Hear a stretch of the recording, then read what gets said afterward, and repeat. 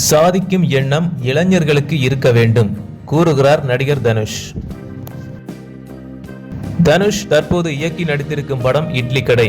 அவருடன் நித்யா மேனன், சத்யராஜ், ராஜ்கிரண், பார்த்திபன், சமுத்திரக்கனி உள்ளிட்ட பலர் நடித்துள்ள இந்த படம் அக்டோபர் 1ஆம் தேதி திரைக்கு வருகிறது.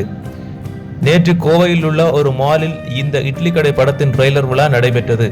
இந்த விழாவில் தனுஷ் பேசும்போது, இட்லி கடை ரொம்ப சிம்பிளான ஒரு சாதாரணமான படம். உங்கள் குடும்பத்தோடும் குழந்தைகளோடும் தியேட்டருக்கு சென்று ரசித்து எமோஷனலாக பார்க்கக்கூடிய ஒரு படமாக இருக்கும் என்று நான் நம்புகிறேன்.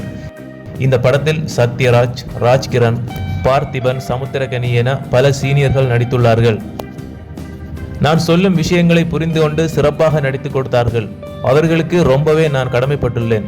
சிறுவயதிலிருந்தே எனக்கு சமையல் கலைஞனாக வேண்டும் என்பதுதான் ஆசையாக இருந்தது. அந்த ஆசை எனக்கு இருந்ததனால் தானோ என்னவோ தொடர்ந்து சமையல் சம்பந்தப்பட்ட கதைகளாகவே கிடைத்து வருகிறது. ஜகமே தந்திரம் படத்தில் பரோட்டா போட்டேன். திருச்சிட்டம்பலம் படத்தில் டெலிவரி பாயாக இருந்தேன். ராயன் படத்தில் ஃபாஸ்ட் ஃபுட் வைத்திருந்தேன். இந்த படத்தில் இட்லி கடை வைத்திருக்கிறேன். எனக்காக நான் எழுதும் கதைகள் மட்டுமன்றி மற்ற இயக்குநர்களும் அதுபோன்ற கதைகளுடனேயே என்னை தேடி வருகிறார்கள். என்ன நினைக்கிறோமோ அதுவாக நாம் மாறுகிறோம். அதாவது எண்ணம் போல் வாழ்க்கை என்று சொல்வது போன்று நான் நடிகரான பிறகும் சமையல் கலைஞனாக வேண்டும் என்ற என்னுடைய ஆசை என்னை துரத்தி கொண்டே வருகிறது. அதனால் தான் இளைஞர்களும் வாழ்க்கையில் நம் எண்ணம் சாதிக்க வேண்டும் என்பதை நோக்கியே செல்ல வேண்டும். நம்மை முதலில் நம்ப வேண்டும். அதற்காக நாம் கடுமையாக உழைக்க வேண்டும். அப்படி உழைத்தால் யார் வேண்டுமானாலும் தாங்கள் நினைத்ததை சாதிக்க முடியும். அதற்காக அனைவரும் ஒர்க் அவுட் செய்யுங்கள். அப்படி செய்தால் நீங்கள் நினைத்ததை எளிதில் சாதிக்க முடியும். நான் கருத்து சொல்வதாக யாரும் நினைக்க வேண்டாம். என் வாழ்க்கையில் நடந்ததை உங்களுக்கு சொல்கிறேன்.